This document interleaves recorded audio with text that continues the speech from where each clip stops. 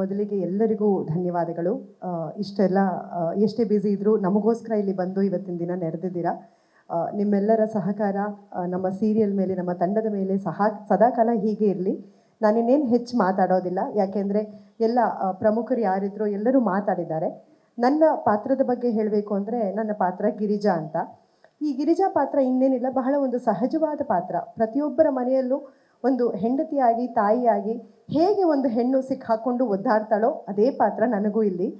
ಮುಖ್ಯವಾಗಿ ಪ್ರತಿಯೊಂದು ಸೀರಿಯಲ್ನಲ್ಲೂ ನೀವು ಈಗಾಗಲೇ ನೋಡಿರ್ತೀರಿ, ಒಂದು ಮೊನೋಟನಸ್ ಆಗಿ ಹೋಗ್ತಾ ಇರುತ್ತೆ ಕತೆಗಳು.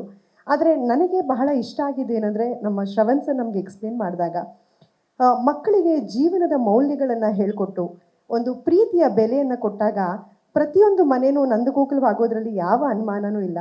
ಅದೇ ರೀತಿ ಈ ನಮ್ಮ ಕಥೆಯಲ್ಲೂ ಕೂಡ ಒಬ್ಬ ತಂದೆಯಾಗಿ ನಂದಕುಮಾರ ಹೇಗೆ ತನ್ನ ಕುಟುಂಬವನ್ನು ರಕ್ಷಣೆ ಮಾಡೋದಕ್ಕೆ, ಆ ಮೌಲ್ಯಗಳನ್ನು ಕೊಟ್ಟು ಒಂದು ಅರ್ಥಗರ್ಭಿತವಾದಂತಹ ಜೀವನವನ್ನು ಮಾಡೋದು ಹೇಗೆ ಅಂತ ಹೇಳ್ಕೊಡೋದಕ್ಕೆ ಎಷ್ಟು ಪರಿಶ್ರಮ ಪಡ್ತಾರೆ, ಎಷ್ಟು ಶ್ರಮ ಪಡ್ತಾರೆ.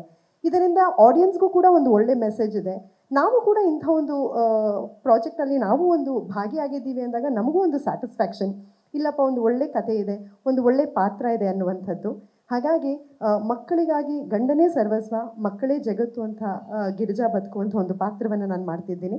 ಸೊ ಈ ಪಾತ್ರ ಖಂಡಿತವಾಗಿಯೂ ಮನೆಯಲ್ಲಿ ಕೂತು ನೋಡುವಂಥ ಎಲ್ಲ ಗೃಹಿಣಿಯರಿಗೂ ಬಹಳ ಹತ್ತಿರವಾಗುತ್ತೆ. ನಮ್ಮ ಸೀರಿಯಲ್ನಲ್ಲಿರುವಂಥ ಪ್ರತಿಯೊಂದು ಪಾತ್ರವೂ ಯಾರಿಗೂ ಒಬ್ಬರಿಗೆ ಕನೆಕ್ಟ್ ಆಗ್ತಾನೆ ಇರುತ್ತೆ. ಅಷ್ಟು ಸಹಜವಾಗಿರುವ ಪಾತ್ರಗಳನ್ನೇ ಎಲ್ಲರೂ ನಿರ್ವಹಿಸ್ತಿದ್ದೀವಿ. ಸೊ ಈ ಒಂದು ಕತೆ ತಮ್ಮೆಲ್ಲರಿಗೂ ಇಷ್ಟ ಆಗುತ್ತೆ. ನಿಮ್ಮ ಸಹಕಾರ ಸದಾ ನಮ್ಮ ಜೊತೆ ಇರುತ್ತೆ ಅಂತ ನಾವು ಭಾವಿಸ್ತೀವಿ. Thank you so much.